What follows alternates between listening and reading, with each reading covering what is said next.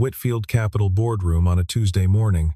Marcus stood at the head of the long oak table, calling Eleanor a brand liability before 12 directors. She sat upright, one hand resting on the small whiteboard in her lap. Her eyes did not move. Daniel, in a flannel shirt with a cardboard box of donated books in his arms, opened the wrong door. He froze at the threshold. He set the box down. He looked at her. His right hand rose, slow, and began to shape a single word. Eleanor had not finished reading it. The tears were already there. 2 hours earlier, Daniel unlocked the front door of Mercer and Daughter at 6:40 in the morning. The bell above the door rang once, the way it had rung for the 7 years he had owned the shop. He flipped the breakers in the back room, and the long copper lamps came on row by row, throwing warm light over the spines of used paperbacks. He started the coffee. Lily was already at the counter in her wool sweater, drawing a long-tailed fox on the back of a receipt. Her school was closed for an in-service day. She had asked to come, and he had said yes the way he said yes to most things she asked. She did not look up when he set the cup of milk near her elbow, but she leaned her forehead against his sleeve for a half-second and then went back to the fox. On the corner of the counter, beside the register, a small framed photograph of Sarah. She was laughing at something off camera, hair tucked behind one ear. Daniel touched the wooden edge of the frame the way he had touched it every morning for the last 3 years. He did not say anything to it. He never did. The mail was thin. A reminder from the city about the snow ordinance. A flyer for a literacy gala from the Vermont Literacy Trust, addressed to him personally. He had agreed to deliver 50 children's picture books to the gala setup at Whitfield Tower at 9. He had said yes a month ago, and almost forgot. Lily lifted her head when she heard him pulling the boxes from the back. "Can I go?" she signed, then said it out loud. "Please, that building isn't the kind of place for you," Daniel said. He crouched to her level. "I'll be back before lunch. We'll get the cinnamon rolls from Penny Clues. The big ones." She nodded once, the small, even nod she had inherited from her mother, and went back to the fox. He loaded the boxes into the back of his truck and drove the 4 miles into the city. The lake was steel-colored under a low sky. On the radio, a financial segment ran a brief piece on Whitfield Capital and what the host called internal rumblings about leadership. Daniel reached over and turned the dial off. He drove the rest of the way in the quiet. He pulled into the loading dock at Whitfield Tower at 8:50. The receptionist at the lobby desk, half distracted by a phone call, pointed him toward the wrong elevator and told him the library was on 28. The elevator opened onto a hallway that smelled like new carpet and money. The library door at the end of the hall was locked. A small printed sign taped to the wood read "Closed for maintenance." A security guard turned the corner and gestured down the opposite corridor. "Conference suite," he said. "They moved the donations table this morning." Daniel walked the long hallway, the box pressing into his ribs, his mind already on the list of books that needed labels back at the shop.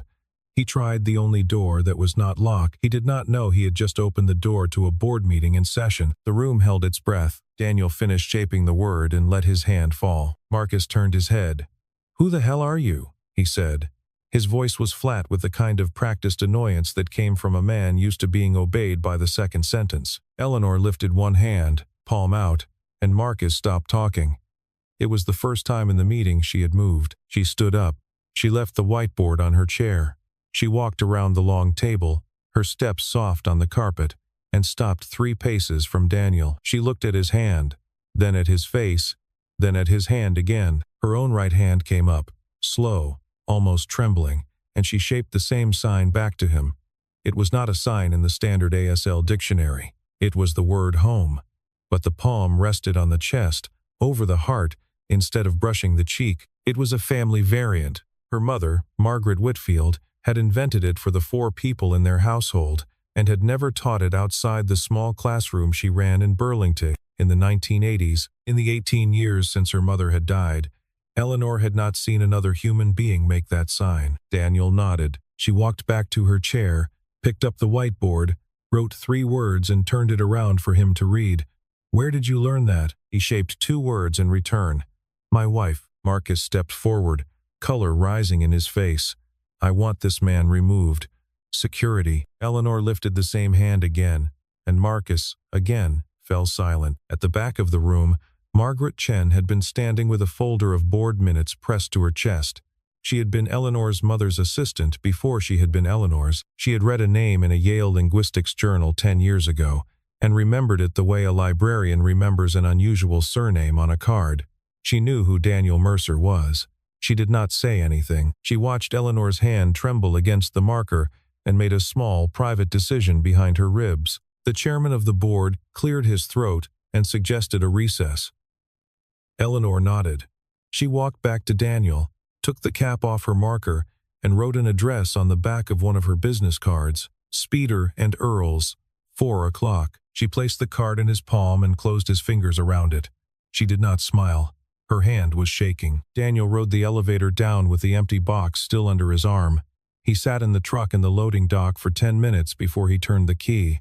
He did not understand what had just happened. He only knew that his hands were cold and that he could still feel the shape of her fingers around his. 4 o'clock.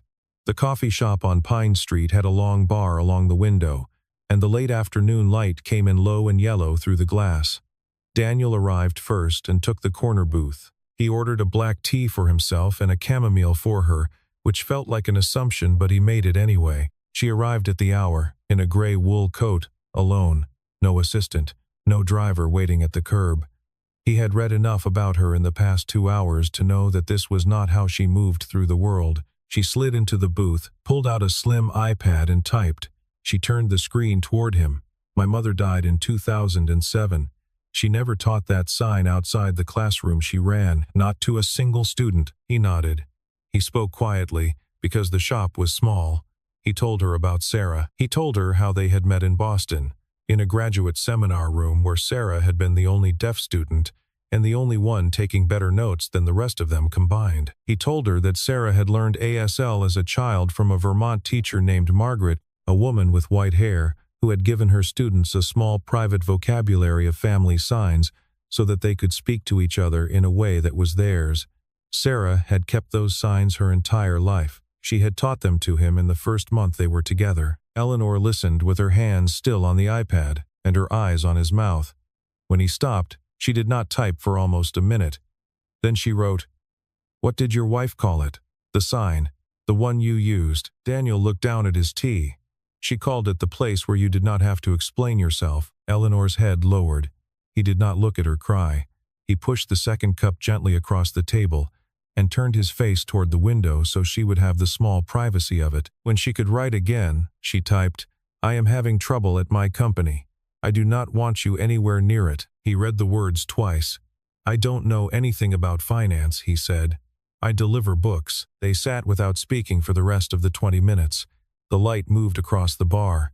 A bus hissed at the stop outside. When she stood to leave, she left a folded square of paper next to his cup. He waited until the door had closed behind her before he opened it. "Thank you for coming." That night, Marcus called her.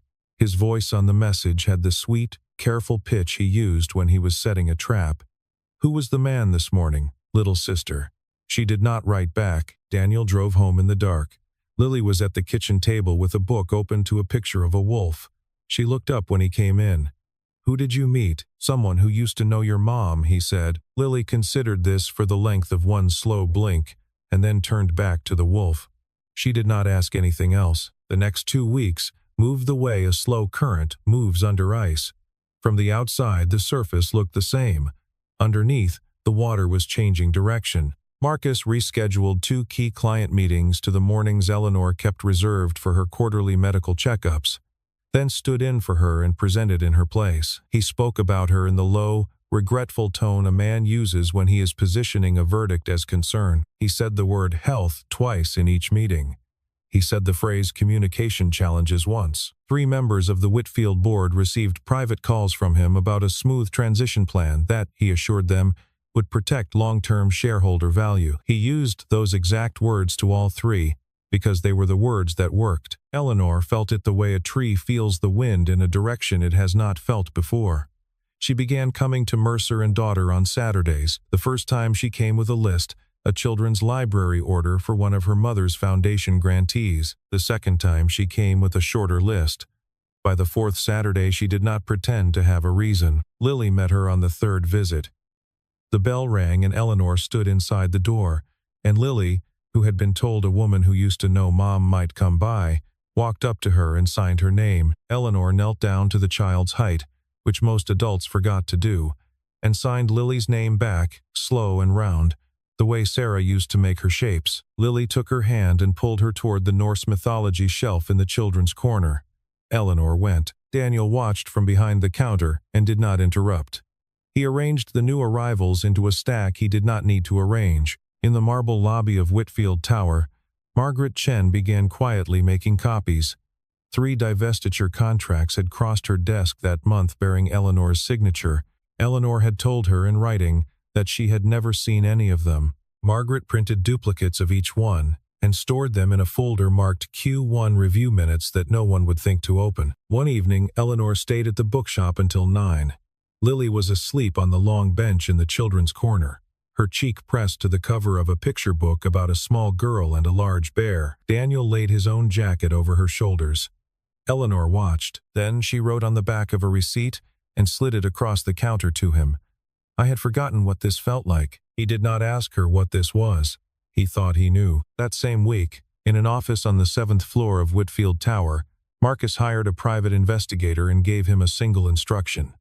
Find out where she goes that I don't know about. The first photograph came back 5 days later. Eleanor on the sidewalk outside a small used bookstore in Burlington, the door half open behind her, her face turned slightly upward toward someone inside. She was smiling. It was a smile no one in the company had ever seen. Marcus held the photograph under his desk lamp for a long time. Then he opened the bottom drawer of his desk and took out a single sheet of letterhead, November.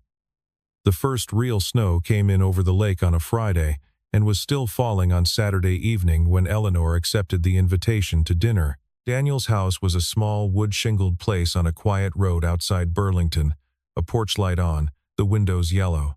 The kitchen smelled of butter and pumpkin soup. Lily met her at the door with a serious expression and an apron tied at her waist that was 3 sizes too long. She informed Eleanor that she was the official greeter and that the soup was almost done. Then, she dragged Eleanor by the wrist into the kitchen and taught her, with the formal patience of an 8-year-old, the sign for pumpkin. Eleanor learned it on the 2nd try. In exchange, she taught Lily a sign she had carried since girlhood, braver than yesterday. 2 hands, palms in, lifting together. Lily practiced it 4 times, and then forgot to stop practicing it for the rest of the evening. Daniel stood at the stove with the wooden spoon in his hand, and did not turn around. He could hear Eleanor's laughter the way you hear a sound that does not make a sound. He heard it through the change in his daughter's breathing. After supper, Lily climbed onto the rug with the family photo album, the one Daniel had not opened in 2 years, and laid it across Eleanor's lap. She turned to a page in the middle. Sarah, 26 years old, on the lawn at Yale, mid-sign with a white-haired older woman in a long blue cardigan. They were both laughing. Your mother? Daniel asked. He did not say it out loud. He shaped the words with his hand. Eleanor nodded once. Her finger rested on the older woman's image for a long minute. She picked up a paper napkin from the table and wrote on it with the pen Daniel offered her. My mother used to say, if you can teach a child to sign home, you have taught them how to come back. He read it twice. He did not answer. He put his hand flat on the table near hers. He did not touch her. He left a half-inch of pine between them. She drove herself home through the snow. She did not turn on the radio. On the Battery Street Bridge, she pulled over to the shoulder, put the car in park, and cried without sound for 6 minutes. Then she dried her face with the back of her glove and drove the rest of the way. The next morning at 7, Marcus posted a memo to all senior officers of Whitfield Capital regarding the proposal to convene a formal review of executive capacity for the protection of shareholder interests. The board meeting was scheduled for 2 weeks out. Margaret Chen read the memo twice in her office with the door closed. She put the printout in the folder marked Q1 review minutes. She picked up the phone and dialed Mercer and daughter. Margaret came to the bookshop at closing. She wore a long camel coat and carried a banker's box with both arms. She did not greet him with small talk. She set the box on the counter and lifted the lid. Inside, in order, the 3 divestiture contracts in their originals, with notarized signature analysis attached. 18 months of internal banking access logs printed in 8-point font, 3 audio recordings on a labeled flash drive of Marcus on calls with 3 named board members, each one offering a specific share package in exchange for a yes vote, and a single sealed manila envelope, which she opened last. From it, she drew a fabricated neurological assessment of Eleanor, complete with the forged letterhead of a Hanover practice and a forged signature of a real doctor. Daniel looked at the box for a long time. He did not speak. Then Margaret said, "There is one more thing you should know." He looked up. "My maiden name was Chen on my father's side. On my mother's side, it was Holloway. Sarah's mother and my mother were sisters. Sarah was my cousin. I went to her wedding. I have a photograph of you at it, in a gray suit, looking like you could not believe your luck." Daniel sat down on the stool behind the counter, very slowly. "I have been in Burlington for the past 3 years," Margaret said. "I knew you had moved here. I never came to the shop because you seemed like a man who needed to be left alone, and because I was not sure what good I could do you. I am not telling you this to make a claim on you. I am telling you because I do not believe in the kind of coincidence that puts you in that boardroom on that morning. Eleanor is the only person I still have left to save, and you, somehow, walked through the door." Daniel was quiet for a while. "Did Sarah know you?" he asked finally. "Sarah read my Christmas letter every December for 14 years, Margaret said.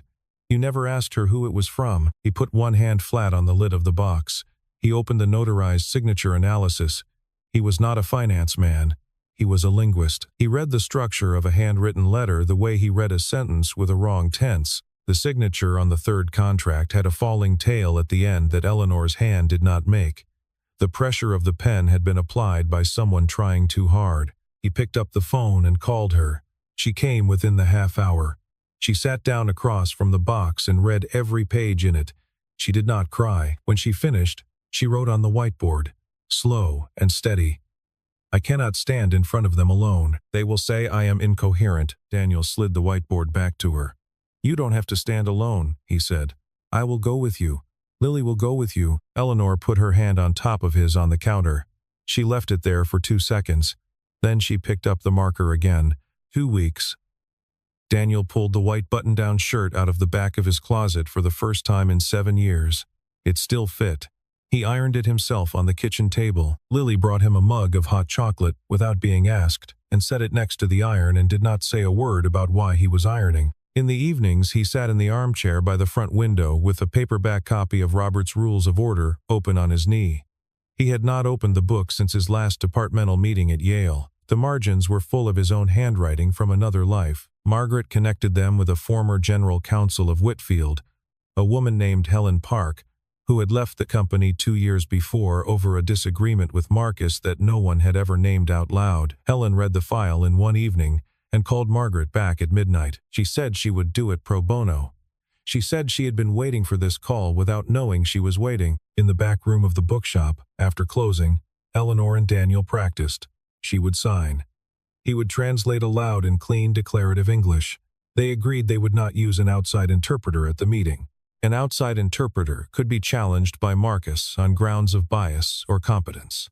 A husband of a deaf woman, a former Yale faculty member with 2 peer-reviewed books on sign language acquisition, could not be challenged on the same grounds without making the challenger look smaller than he already was. Marcus learned about the regular bookshop visits on the 11th day.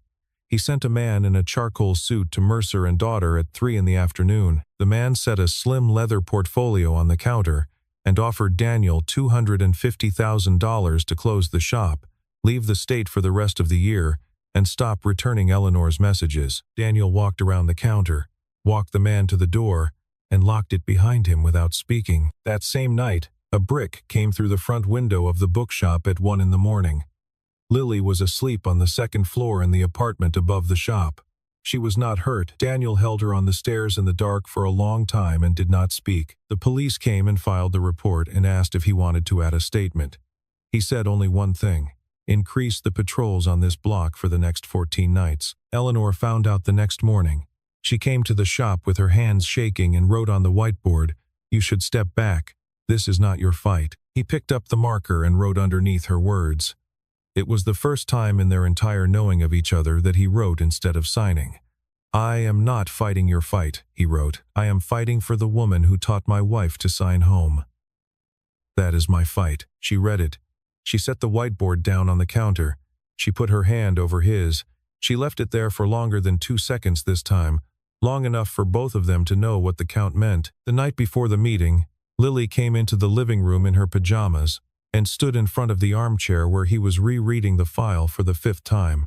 "Will you win, Dad?" He set the file down on his lap. "I am going to tell the truth," he said. "That's the only part I get to control." She nodded the small, even nod and went back upstairs. The morning of the board meeting.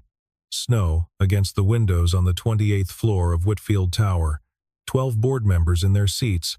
2 corporate lawyers at the side table. At the far end of the room, in a plain navy suit, an observer from the regional office of the Securities and Exchange Commission, present at Margaret's written request. Marcus opened with the executive capacity report. He clicked through a deck of slides. He used the phrase communication impairment twice in the second slide. He brought up the fabricated medical assessment and put it on the projector. The door at the back opened. Daniel walked in. He was holding Lily's hand. He carried the banker's box. He walked the length of the long carpet, set the box in front of the chairman of the board, and introduced himself in the same level voice he used to read picture books at Story Hour. Daniel Mercer, Ph.D., Linguistics, Yale, 2012 through 2017. Specialization, Sign Language Acquisition. Currently residing in Burlington. The room was silent. The oldest member of the board, a man named Hollis who had served 3 decades, took off his reading glasses. "I have read your second book," he said. "I have it in my study." Eleanor stood up. She had not stood at the start of the meeting. She turned her body toward the board and began to sign. Daniel translated in real time, evenly, without color, without any voice but the steadiest he had. He named the dates she had not signed each of the 3 divestiture contracts. He named the dates she had not been at the client meetings Marcus had claimed she chaired. As she named each item, he placed the corresponding piece of evidence on the projector. Marcus stood up halfway through. "This man is a stranger. He is being manipulated by a sick woman to settle a personal score against me." Margaret Chen stood up at the back of the room. She walked to the audio console at the side of the table and pressed play.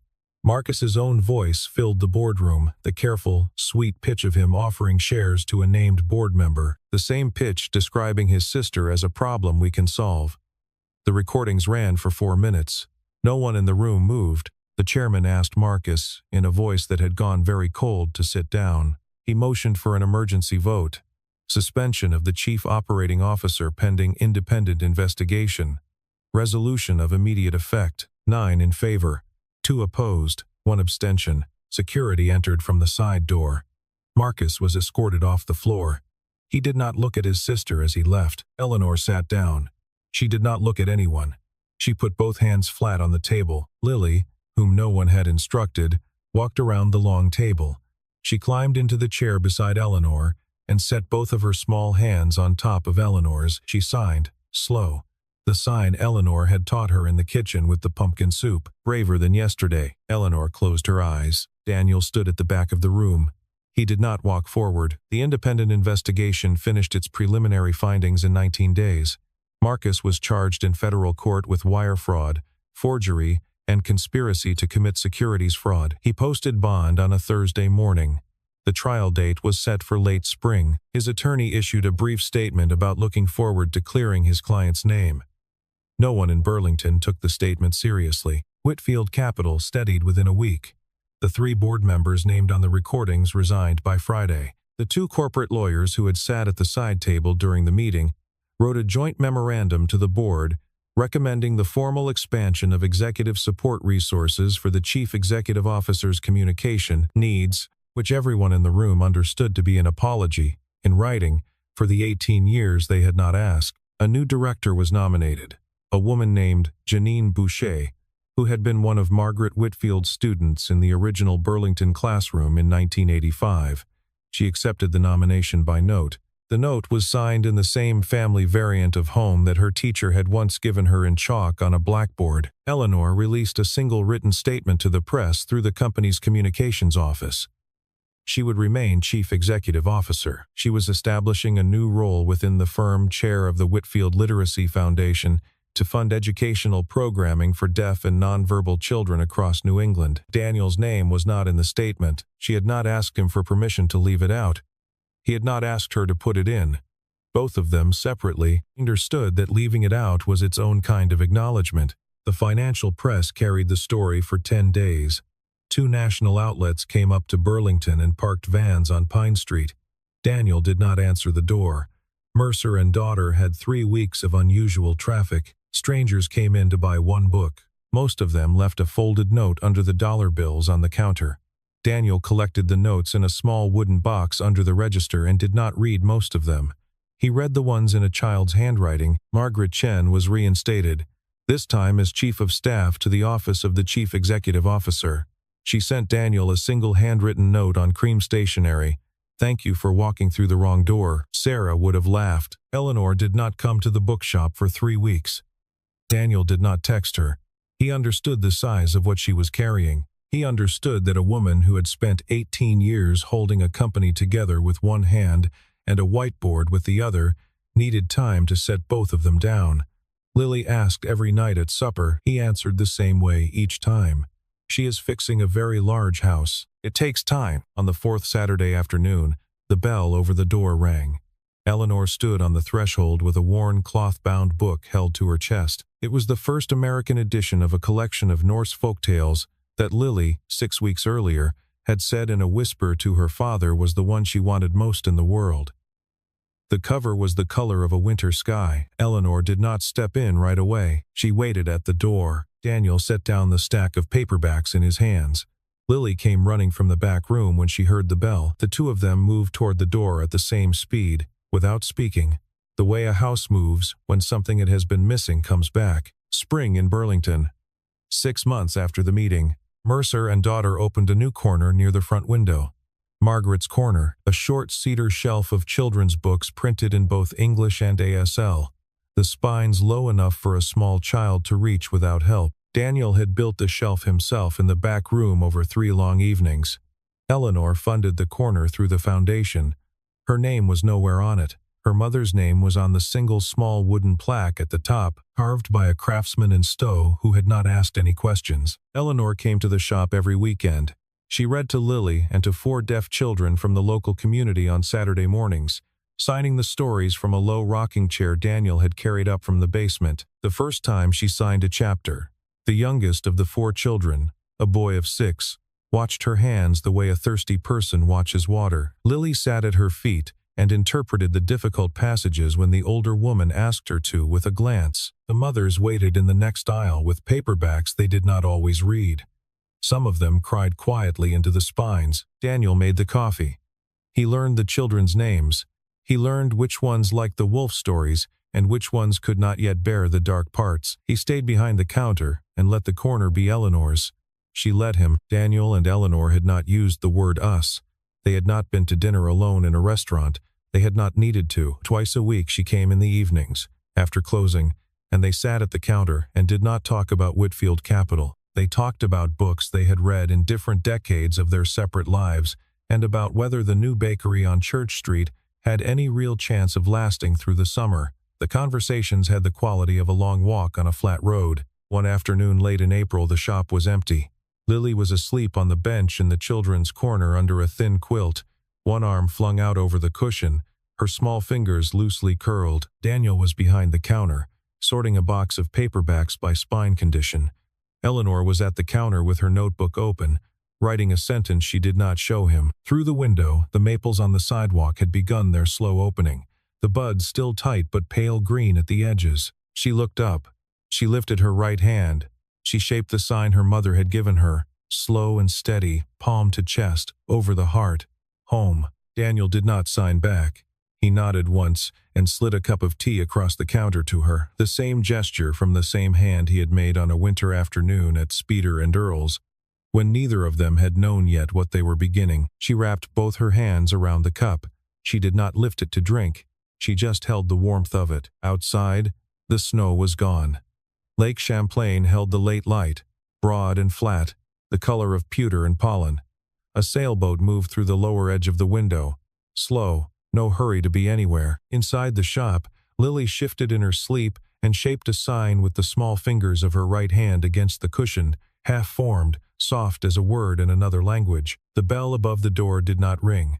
The kettle on the back hot plate clicked off. The light moved an inch across the floorboards. Neither of them had been looking for the other.